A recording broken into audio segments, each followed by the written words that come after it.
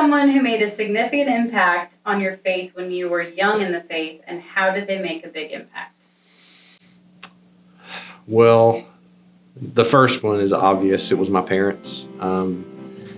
They sort of set the foundation for me. My mom, by far, has had the most impact on my faith. I don't know that I knew that when I was young. And even when I became a Christian, I don't think if you'd have asked me this the first few years of my life that she would have the most impact. But that, looking back now, 40-something years, that's by far the truth. I didn't grow up going to church, and I started going to church before my parents went to church. So probably the person who impacted my faith early on as a teenager would have been the youth minister at the church where I started attending. She was a Christian her whole life, wanted to be a missionary, but during the time that she grew up, her mom and dad definitely were not going to let her go as a single woman to Africa. And so she chose to go to the Mississippi Delta and teach poor black people that her mom and dad also were not happy about. And met my dad. He was not a Christian. She married him. Made him have a commitment that he would go to church with her every week, and he didn't go because he was interested in God, but went because he was a person that kept his word. My parents just church was non-negotiable. It was just what we did. It wasn't a part of your life. It was life. It was the body of Christ was who we identified with in all things. And so growing up, church wasn't something that I went to. It was, like we say around here, it was a community that I was connected to. And so it was as strong or stronger than family. And so that was ingrained in me. He had a joy about him that I wanted, and yet at the same time, he was very serious about people needed to know Jesus. And so that's what I did. I never remember as a kid not going to church. I mean, it was a pretty firm rule. I can remember playing on a baseball team, and my mom, they were going to go to Memphis to a minor league baseball game, which is the greatest thing ever in my life. But they were going on a Sunday, and my mom was real clear. Yeah, we go to church on Sunday. And then my dad, because that's who he was, he drove past the place that they were picking up the kids in the morning so I could wave at them. I definitely think the biggest person is actually probably my youth pastor, Brady. For me, someone that made a big impact in my life was Jeff Skinner. He used to be our children's pastor here, and Jeff really believed that kids could be involved at a young age in serving, and I was one of his first little group that he sort of challenged to do things. He's the one that actually got me involved in music. And then, of course, as I grew up and started separating from my parents a little bit, I had another adult who just sort of picked up where they left off. And it was my youth minister. His name was Dwayne. And Dwayne grabbed me when I was a teenager, and I think saw a lot of potential in me as far as how my faith could grow and how serious I was about my relationship with God. And so he, for him, I think the thing he gave me the most was he gave me opportunities to serve and to do ministry as a young person. He did a great job of making me personally not feel like a seventh grader. He talked to me like I watched him talk to everyone else. Jeff gave me opportunities by believing in me and telling me, just get up there and do it. I was very nervous. I was terrified to be in front of people. I remember the very first Sunday that I led worship for kids back in our current large group room. And I remember standing there in front of a keyboard and my knees just shaking the whole time. And Jeff just stood in the back of the room and just kept his eyes on me and just said, look at me the whole time. It's going to be okay. And ever since then I led worship for, 23 years after that. When I was done in high school, he stopped being my youth pastor and he became my friend. And that was just, that really contributed a lot to me being able to understand that his walk with Jesus was not his job. His walk with Jesus was his walk with Jesus. And that just was ancillary to his job as well. He gave me opportunities to try and to fail and to stretch my wing, spread my wings and to do all the stuff. And so that gave me the sense that, okay, I'm a part of the church. I'm actually active and I'm contributing. I'm not just attending. And so that helped my faith blossom as well. And then later, after I became a Christian, I found out, she'd been praying for me. And then Years later, after they were both dead, I'd meet people from Mississippi that would say, your mom had us pray for you when you were off on the wild side. And we're so glad that everything turned around. But I've come to realize all of that. I think that's eventually what it was. She prayed, and was just consistent in loving me when I was so far off without preaching. She did not preach. So I guess from the time I was probably first grade, I know I was able to read at my small little church. One of my favorite teachers, who actually was my teacher for probably 5 years or so in Sunday school, because we didn't do children's church back then. But she was the grandmother of a really good friend of mine. And so anyway, I don't know what it was about her and her teaching style, but I learned memory verses. I learned Bible stories that I couldn't forget. Just in the way that she presented them, they came alive. And so I just always thought, I want to be like Miss Bachman when I grow up. And now you are. And now that's what I'm trying to do anyway.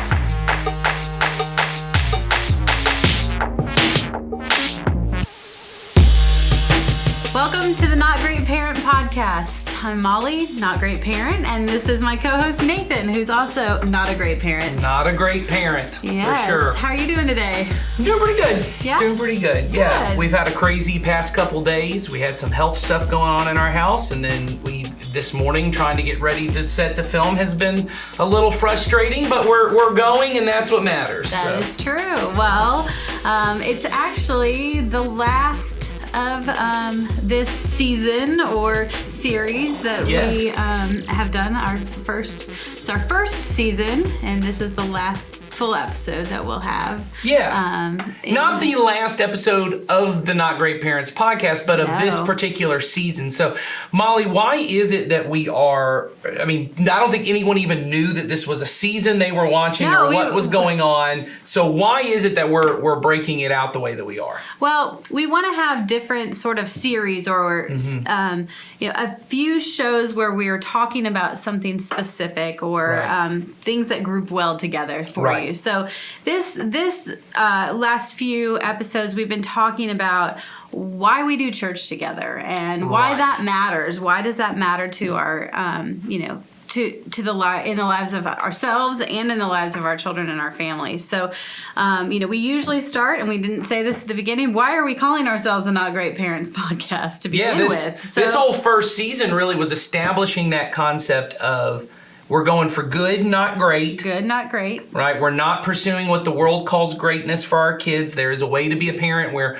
primarily what you're looking for is to help your kids succeed or to be happy or all these different kind of things. We've used the phrase here before, happy, nice, successful virgins, right? That's what you're going for. And that's kind of the greatness model. As long as my kid is successful in the sense that like other people would look at me and my family and go, man, they are killing it. They've got it figured out. They got to figure out. Or maybe you don't care as much about success, but you really care about your kid being happy, right? And them finding themselves and all those different ideas. And we're saying those aren't what we're pursuing. What we are primarily pursuing is we are pursuing God's goodness. Right. And that we find true meaning in God's goodness over the success and happiness that this world claims at least to offer. Right. And and those things will sometimes happen, but God's goodness will not happen if it's not the priority in your life and in the That's priority right. for your family. That It will always drift out. it will always drift out, and Yeah. the greatness that you pursue will, one, never be satisfying, Yes. and two, it will it will not be the same as pursuing God's goodness. Yeah, it won't ultimately have the same meaning and satisfaction that ultimately what people, I think, are looking for. We just had a whole, last week we had these really long meetings as staff trying to figure out what is it that we're trying to do. And one of the things we talked about is that people in our world are looking for success, they're looking for happiness, right? They're looking for these experiences and all these different kinds of things. But really what people are looking for, I think, is they're not really looking for success. They're looking for significance. Right. But the way our world sells it is if you're successful, if your life is Instagrammable. You are, yeah. Yeah, your life is significant. You've Right. done something. You and matter if Yes. if we could post this on Instagram and Yes. put it out there and you get a ton of likes or whatever, Yes. it matters and that you are significant. Well, and you're accepted. I need to have either a story I can tell about my kid that proves to every other parent, or I need some kind of achievement that I can put up, right? You know, it's what I don't think anyone The does it bumper anymore, stickers. but the old bumper stickers of my kid's an honor roll student, Yeah. but maybe I put it on a t-shirt, or maybe at Or the it's a Facebook post. Yes, most of the way as I see it now is I'm so proud of this kid, and then I list all their achievements so that other people will be proud. It's not really about me being proud of my kid. It's really about everyone else telling me Yes. I did a good job with my Yes. kid, right? So what I'm looking for is significance. I want to know I as a mom, I as a dad am significant because my kid was successful and I did a good job. Or I want my kid to feel significant because they can feel like they accomplished something, they did something, and they go on to be great. Or there's this other side, I'm looking for happiness, right? And ultimately, I think what people are looking for is they're looking for satisfaction. Right. They're not looking for happiness in the sense of this roller coaster ride of up and down experiences, right? When things are good, everything's high. When things are bad, everything's really low. What ultimately I'm looking for is this deep level of meaning and satisfaction, significance and meaning and satisfaction that tells me, one, that I do matter, Right. that my life matters, what I do matters. I want to know that who I am and what I do contributes some way to making this world either, we would say, a better place or whatever that is. I want that meaning and significance, and I want that to be satisfying. I want at the end of the Right. day that when I do something, I know at the end, man, that not only did it matter, but man, it felt good. Like, and I don't mean feel good in the happiness model. I felt like I did something Right. good. And we know that long term for our kids, the best way to do that is for them to pursue God's goodness, Right. because He's the only true source of meaning. The only way for my life in this world to have meaning is to be tied to something outside of this world. And as a mom and dad as well, but I have a mom perspective. It's easy to feel like you have to chase and pursue the greatness Yes. because it's just so there in your face. Yes. And it's hard to reprioritize. It's hard to make that shift. But when you Yes. do and you start to, like you said, feel that or understand that, and Yes. that comes from God, it is truly satisfying. Right. And ultimately, you feel like your life, it makes those moments of happiness. It's not about that, oh, well, now my kid doesn't play sports, or now my kid doesn't do this thing, or it's not even that I don't set my kid up to do well at things. What it is when I'm not pursuing those.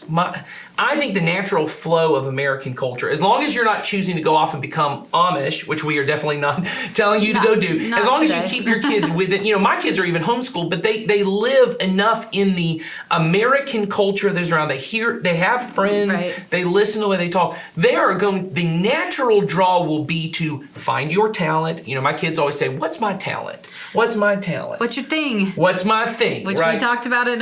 We Yes. talked about it a lot, and that's Yes. that's something we've covered. But what is my thing? We are the world is telling us Right. that everybody needs a thing, Right. and so might be baseball, it might be art, it might Yes. be music, but everybody's got to have a thing, and that thing is what they believe defines them. And I think that's the nature, and I want to say this because I think sometimes I feel at least I get misunderstood on this. I don't know if it is, but I'm not even saying that that's wrong for your kid to feel that No. way. I think that is appropriate. I even think it is God-given that your kid begins to identify, as Sawyer has brought up, and he'll kind of teach us again Right. today in this episode.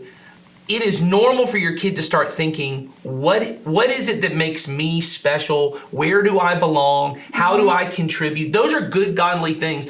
I remember reading Ronald Rolheiser, who's a Catholic priest who writes a lot about what he calls stage development theory for faith. That we have stage development theory just in psychology and sociology, but he says in faith there's really 3 stages. And the first one is building your life, which is basically 0 to 35. And then he talks about how when Jesus calls you to give your life away, he says sometimes we try to teach kids early to be the wrong version of selflessness, which is basically to not have a self. Yeah. Don't ever think about yourself. Don't ever develop No. yourself. But what God intended for your kid to do is your kid and your teenager in particular, and your children, they do not have the part of their brain developed yet to even think about another person's experience, which is why your kid constantly thinks people are persecuting them. And you're constantly thinking your kid's selfish. Right, you're looking at your kid and they constantly, the teacher's out to get them, the coach is out to get them, you're out to get them, their friends, everyone, anytime they walk into a room, everyone was just talking about them, and it was always in a negative way. It is because your kids, the way that their brain is wired at this point is to be very self-focused because they need that in order to develop. So I'm not saying it's weird or wrong for your kid or some sign that your kid's not godly, that they're they sitting have a around, thing. that they think, what's my thing? What's my talent? That's normal. What is weird to me is how obsessed parents are about it. Because you do have a frontal lobe. Your brain is developed. Use your frontal lobe, guys. Right, and I get it because I fall in the same thing. Like, I have one daughter who is incredibly artistic, like incredibly, and there's all these things. I have a text on my phone right now from someone who wants them to sign up for an art camp, and I don't think it's going to work with the way we're trying to do, but I'm, as the dad, like, but I don't want her to miss out. Right, I've got one in baseball that Right. is like pretty decent at baseball, and Right. a lot of opportunities come up, and I want him to play baseball. I'm okay with baseball being one of his things. Sure. And knowing, but I, as the parent, should know baseball will not be his thing forever. I mean, I've never watched your son play, but by and large, you can already start to tell that kid actually has a shot to go to the majors. Yeah. And it is probably no one on the baseball field that your kid, it's one guy in the state of Georgia right now who's 9 years old. It's no one else. Yeah, and it's probably not. And so you, as a parent, I think every parent's kind of aware, like, I want them to do their best, and maybe they can play high school ball, maybe they might play college ball, but you probably think this is not going to be their thing forever. Or even my daughter, who's artistic, I don't think she's going to make a living as an artist. I've told her before, I said, you might make it as a tattoo artist, you might make it in marketing. A variety of ways. There may you be can ways use to that. use this skill, but by and large, this is not going to be the defining characteristic of your life. But it feels that way at 11. Oh, right. Or it feels that way at 7 when you're trying to make it happen. And so I always try to say to parents, it's okay that your kid is trying to figure out their thing, but you as the parent want to be able to go, I want God's goodness to be their thing, because that will not only be with them throughout this life, but the next. And I don't know what it will look like for them as an artist, or, you know, even a good student. You know, even a kid who makes all A's. Like I said to one group of kids, we had a group of kids at one point in our Wednesday night group, which at the time was our senior group, and I was leading it. And there was a group of seniors that were graduating, and there were like 3 of them, and they had been in academic bowl since they were like 7, 8 years, however old you can get into academic bowl. They were in it. They were always that. And one of the kids, they went to East Coweta High School, right? And they had 850 kids in their graduating class. Huge class. And one of them was like in the top 10 of that class and was really frustrated that they couldn't get to the top 5. And I said, well, what is the difference percentage-wise? And the percentage-wise in their GPA was like 0.005 of a difference. It basically was one grade that was a B on a one test where the other kid got an A. And I said, in a group of 850 students, the difference between the success rate of the top 5 and the top 100 is negligible. It's nothing. There maybe was a time when you had a graduating class of 50 kids and I was the top of that class. The difference between that valedictorian, because this was the thing, is I wanted to be the salutatorian or the valedictorian, and I thought you were probably equally smart or smarter than the kid. If you're in the top 100, you're doing pretty good statistically on the way that works and the way it will go. But there is this feeling among those kids of, but this was my thing. And My I thing failed was at my thing. I failed at my thing, and I could have been. But everyone knows if your thing at 40 If Molly told me the greatest achievement of her life was she was the valedictorian of her high school, I would think, I don't want to be friends with you anymore. I don't think I want to. I have to tell you something. Yeah, I was going to say, No. I'm not saying being valedictorian is bad. If that is the highlight of your life as a mother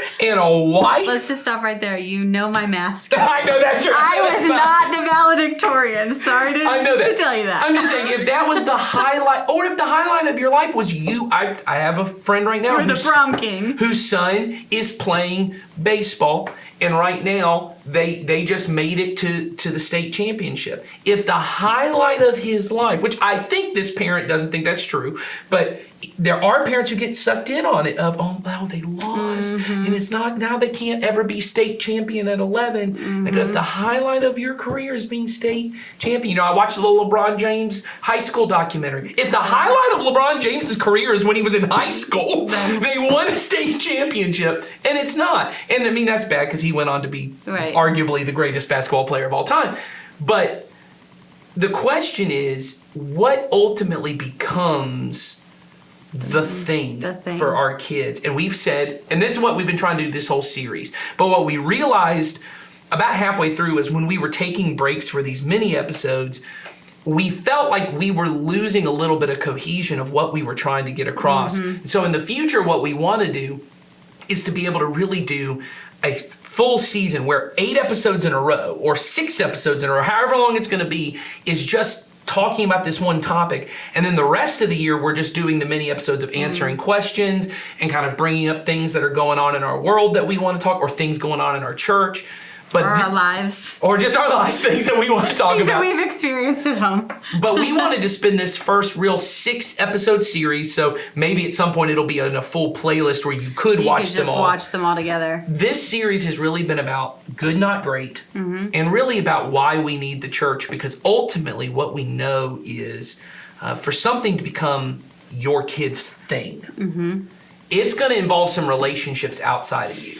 Yep. I mean, if you look at your own life, Yes. and as we've done, and Nathan and I will probably talk about it right now. Yeah.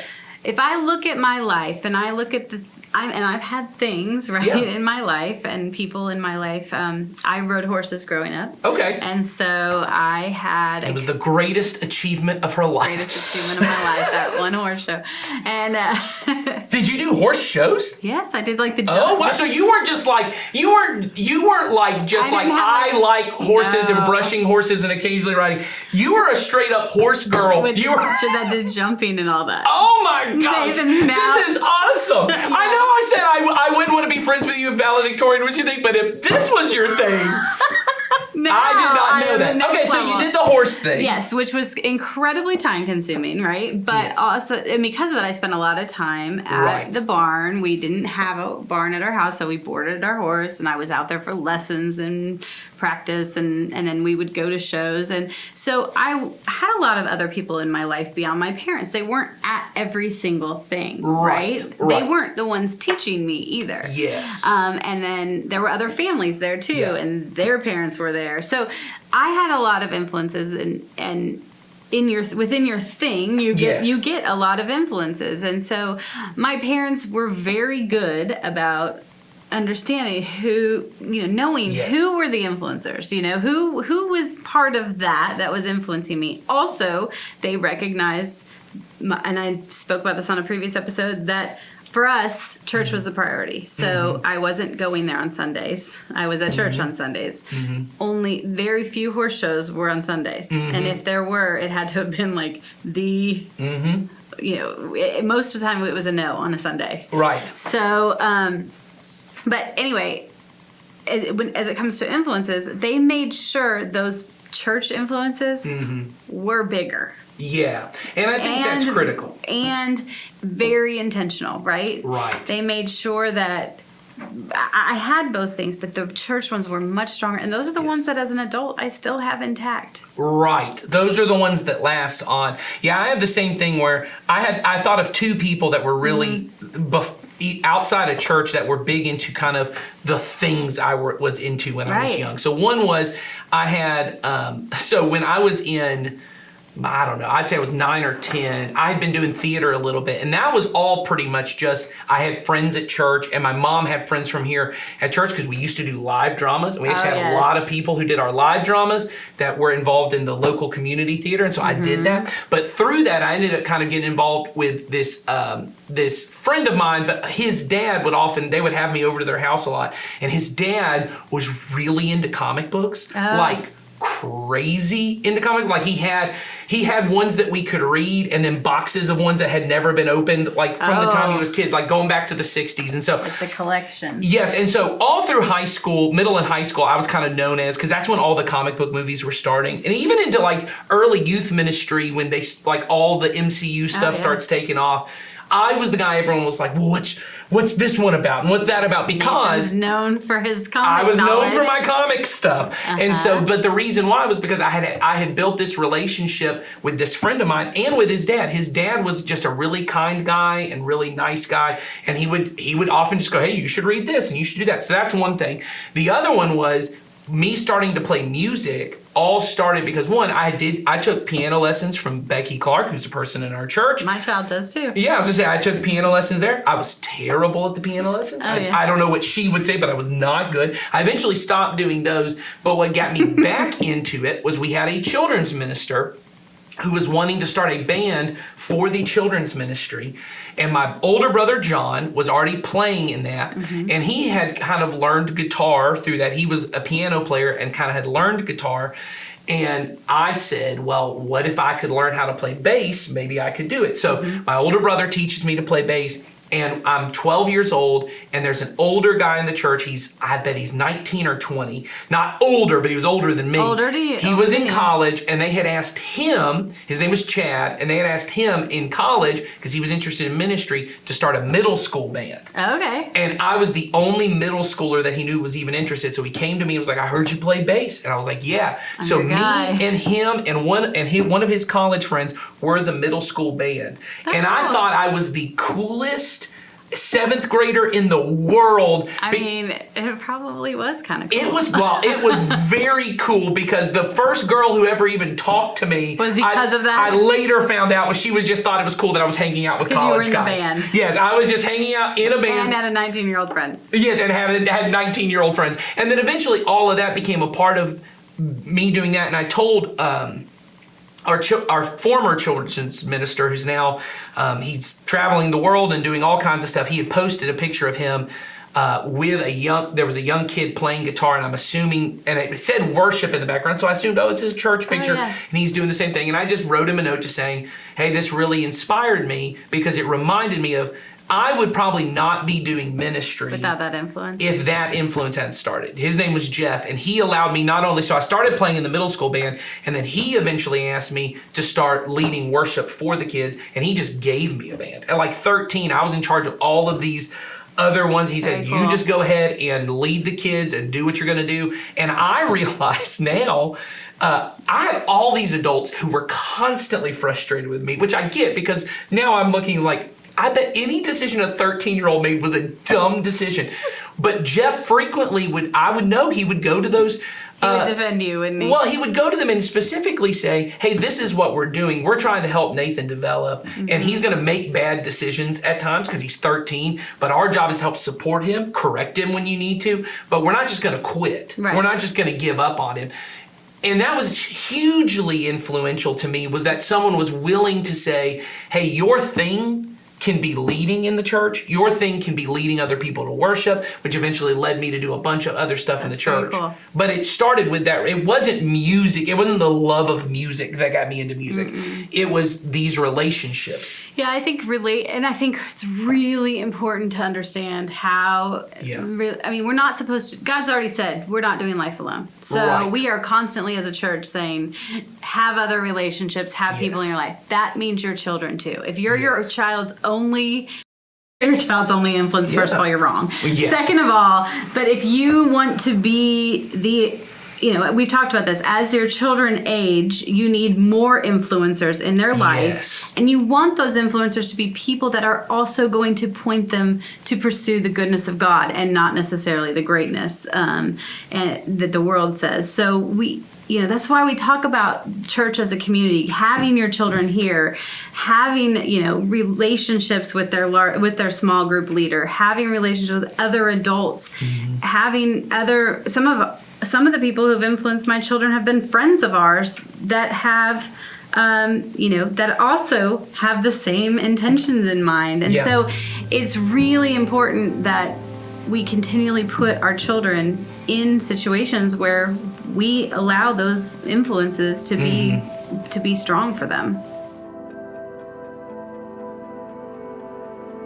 So last time I did one of these, I talked all about how important it is for us as a church to affirm and encourage our teenagers. I talked about how it's one of the key tenets of our student ministry. And today, I want to talk about one of the other big ideas that we try to push with the teenagers that are in our church, which is this idea of mobilization. This one is mainly focused on the older students in our church, and the main reason is that they are asking 3 key questions as adulthood approaches. The first thing they're wondering is why they should believe this. I remember when I was in high school, that was when it became cool for my friends and I to not spend as much time at church. It's not that church became evil, but it became bland and boring. And I think a big reason for that is because there was no purpose. Sure, it was generically good for me to be there, but where on earth was this going? For me, it was just the place I spent my Wednesday nights and my Sunday mornings. And if I'm being completely honest with you, this is the question that has been driving the force behind how I approach student ministry. If a teenager is only at church because their parents are at church or their friends are at church, eventually they won't be. The answer has to be something that transcends themselves. The early church was an active participant in the society it was present in. And all too often, when we think the church needs to be more active in today's context, we think that means we need to be dictating what people can or cannot do, and less on simply walking humbly into their lives and offering ourselves as Jesus did for us. A real hero of mine is a man named Fred Hampton, who grew up in Chicago and was instrumental during the civil rights movement in bringing justice to the Black community of inner city Chicago. And his career all started with his relationship with Jesus and his church at the age of 18. This leads into the next question: how can I matter? The thing is, there might be a reason for the church to exist in their mind, but if they don't see that they're an integral part of the operation, they won't make it. Something that we as a church do a great job of is emphasizing the need for service. I love that about our church. But something that I want is for that mentality to start bleeding down into the teenagers. Just a couple of weeks ago, me and a few students in our church went and served our community, doing yard work, being with people who need help. That's what I want the students in our church to see. I want them to see that the church is a place that they're meant to leave and be driven by. I think about in Acts chapter 2 when Luke writes, they sold property and possessions to give to anyone who had need. I think an error I made often, especially when I was younger, was to think that anyone who had need was just anyone who had need in our church. But if the church isolates itself, it dies. This, I think, is where the teenagers in our church shine brightest. They go into a hostile environment when it comes to their faith every day that they go to school. And it also is true, no matter what your age is, that your faith cannot survive alone. On the flip side, when their faith is all about actions that they take regularly to help build others up, in unison with others doing the same, that is when Jesus invades all aspects of one's life. So the final question that a teenager asks is very practical. What will I do? Something I love about student ministry is that I get to be on the front row of people who are finding out what kind of person they want to be. And getting to watch them fall in love with Jesus is easily the coolest part. I can think of a couple students in our church right now. They aren't perfect by any stretch of the imagination, and they still need to work on themselves a lot. But they are actively following Jesus in ways that are very tangible. When I was their age, I did all the things I thought I was supposed to do. I went to church twice a week. I went to CIY, and I even invited friends to church sometimes.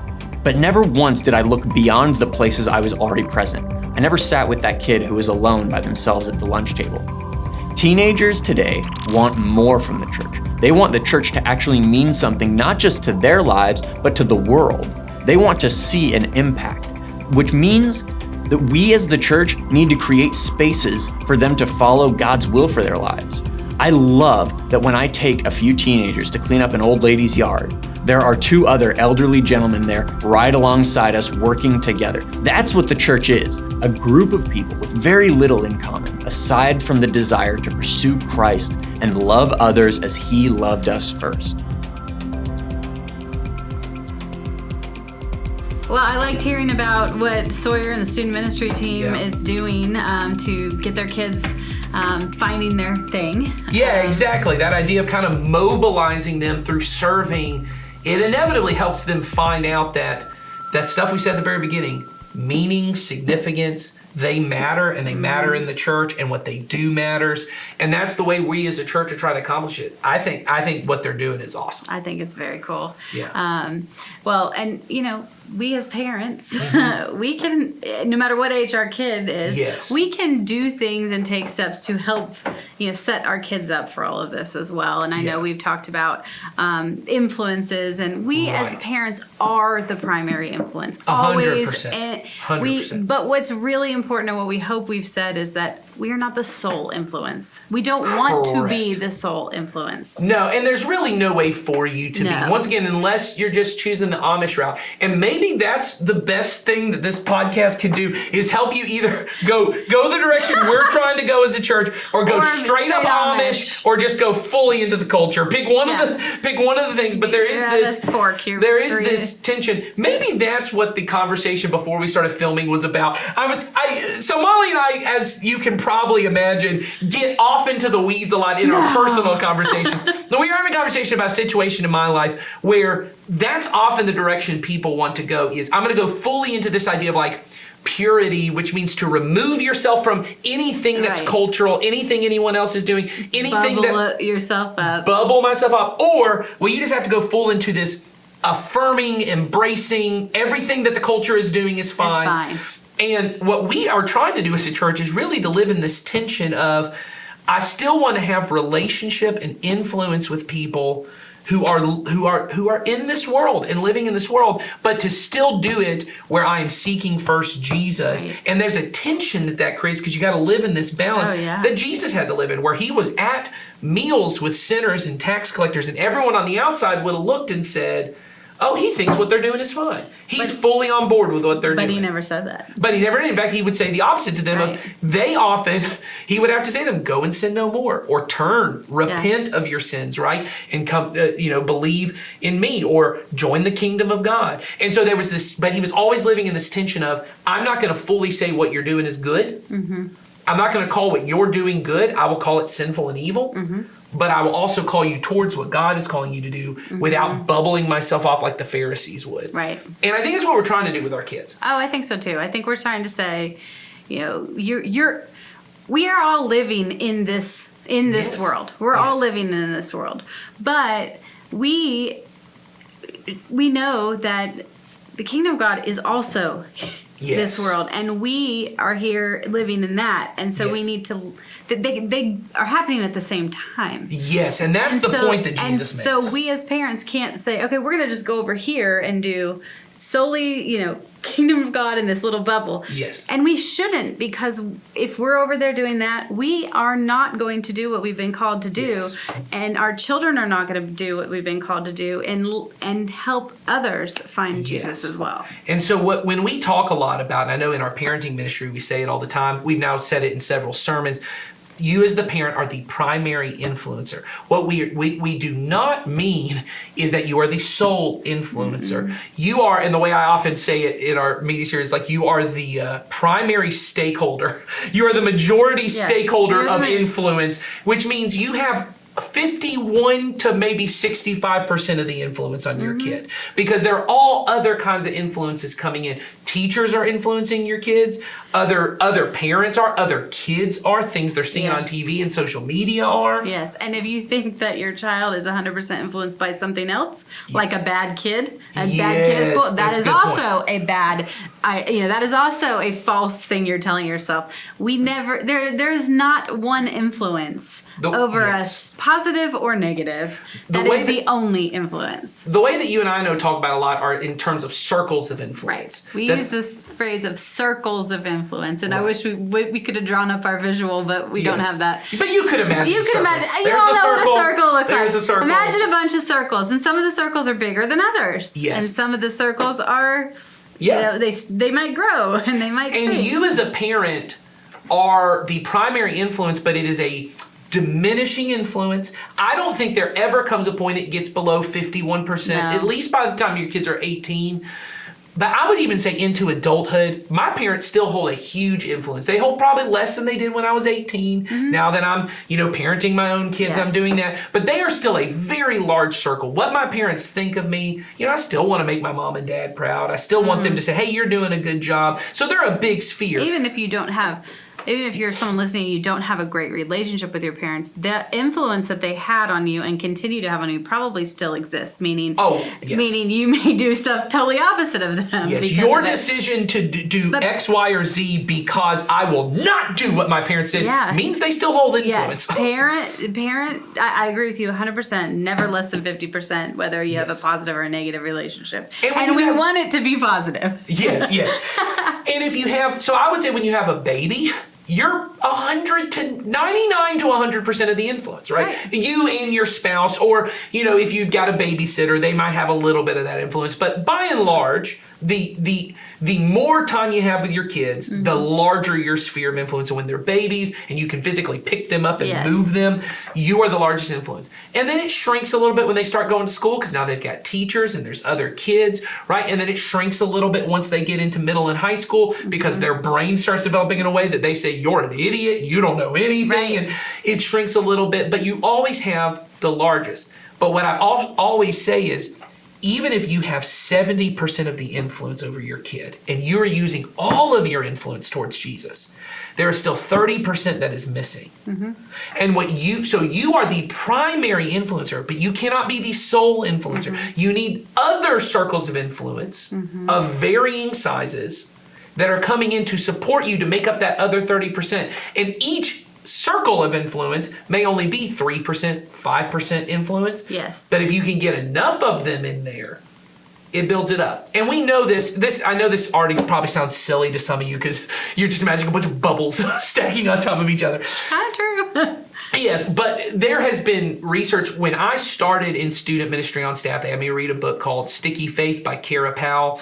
And I'm sure there's someone else, but Kara Powell's the only one I remember. So I'm sorry to those others of you who also contributed to the book. Kara Powell is awesome, and I've read several of her books. She's the person I remember. And she just has released a new book. We were at a conference that she's got a new book coming out. But she's a researcher that primarily researches youth ministry and church involvement after their faith development after youth ministry.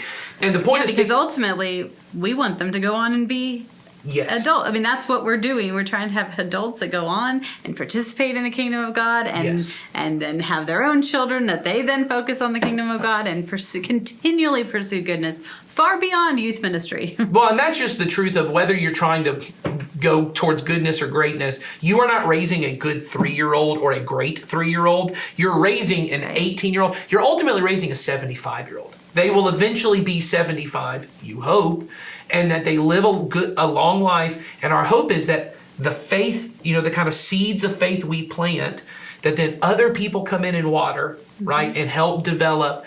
They grow throughout their life, that they would have, then by the time they're 75, they would see this harvest of goodness in their life.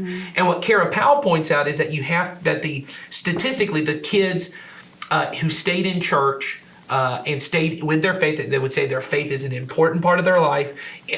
Up to the age of 22, this was during Sticky Faith, that's how they were measuring it, it was 9 out of 10 kids who loved their youth group, loved their church involvement. By the time they were 22, had not only dropped church, but had dropped faith entirely. 9 out of 10. Which I would just say, for the majority of my time in student ministry, it's a pretty accurate number. But they would look at those 1 out of 10s, and they got a whole group of them, and they looked at them and said, what is it that was consistent about them that was not consistent.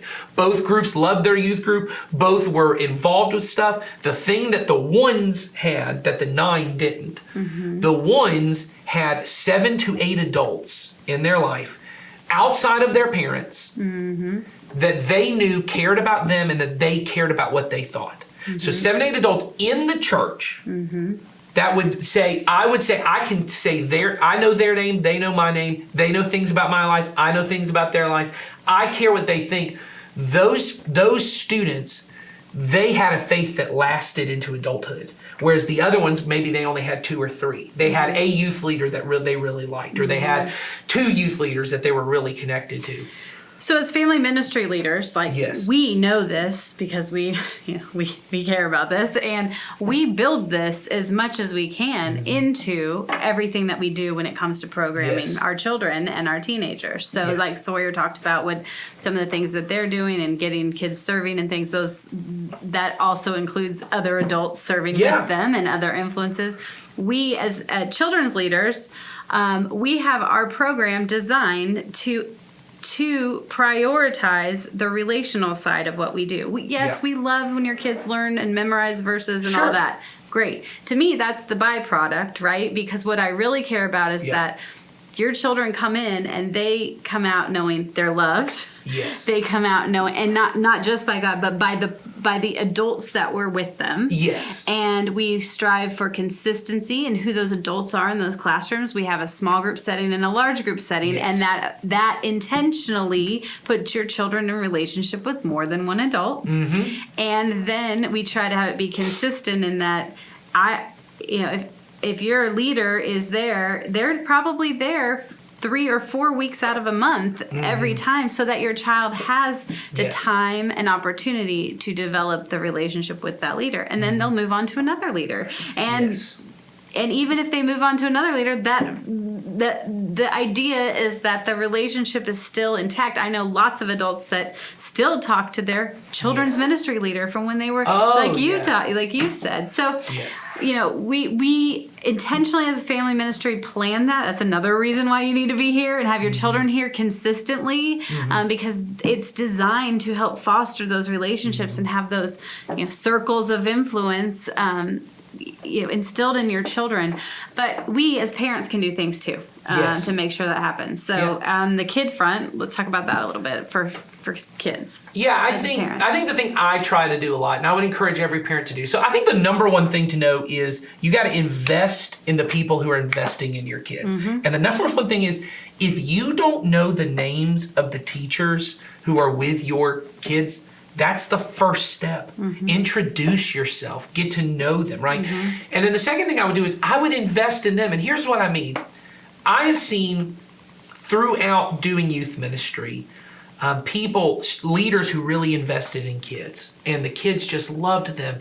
And I mean, they didn't know it at the time, but I could see it. They were really, in the way it's meant to be, their faith was really tied up with this other person.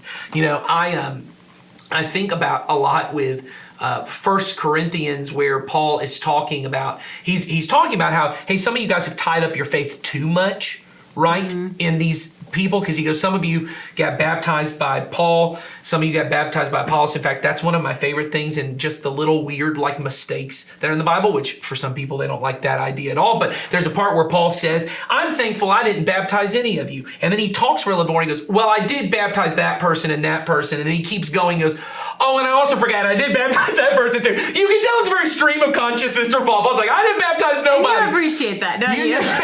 Maybe I did baptize that one guy. Oh, and that family also baptized those people. Totally forgot about you. Sorry. But no, my favorite part is that it's just this very human moment for Paul where he's kind of figuring it out. And he says, some of you got baptized by Paul. There was another church leader named Apollos, which I thought was very cool. Paul and Apollos. Paul and Apollos. Right. And he goes, some of you got baptized by them. And he goes, but all of you were baptized into Christ. And then he says this phrase that I used to use a lot with student leaders.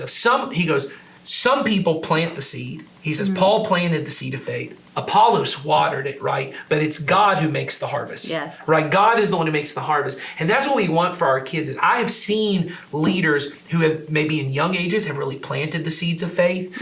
Others of them who have been watering those seeds. And the kids really start to see, like, I could be like, Mr. Matt, or who's one of our volunteers, or I could be like Miss Dana. I could be like them. But then what happens is those leaders over time, one of the hardest ones, and I'd say this is honestly, it's even harder for student leaders, I think, than even in children's. It's really hard to see if you're ever making a difference. There's a little bit when the kids are really young and they maybe grasp who God is for the first time and you see it light up. Or even when they're really excited to see you. Yeah, they're excited to see you and they're cute, But when you have a 13-year-old come in and you're like, how are you? And they just grunt at you like they do at you, the parent. They also do that to the volunteers and student ministry. And you start to wonder, is anything even happening? And eventually those leaders, they hear Molly, the children's pastor, and Sawyer, the student pastor, telling them, but they also kind of know in the back of their head, like, well, Molly's got other reasons to tell me I'm doing a good job because Molly needs a warm body in this room. Molly needs leaders. Molly needs leaders. So maybe Molly's just saying that to me because she wants me to think I matter, so I stay involved. But when a parent comes up, and so I try to do this a lot, and go to Joe, who's one of my kids' teachers, and Dana, who's one of my kids' teachers, Matt, who also has done that. But you were talking about, the multiple leaders. I have younger kids who aren't even in Matt's class, but because y'all do large group together, they see Mr. Matt, and they love Mr. Matt. They know all kinds of things about Mr. Matt. And I try to tell them all the time, hey, what you're doing really matters. I want you to know from a parent, it really matters. Because there is something that speaks to a volunteer when a parent comes to them and says, my kids love you and you're making a difference in their lives. That volunteer really feels like, man, this is worth the investment. This is worth my time. And you as a parent want that to happen, because what I have seen is the people who planted the seeds in water, when they start to feel like it doesn't matter and they kind of go, well, you know what? After these kids graduate, I'm going to stop.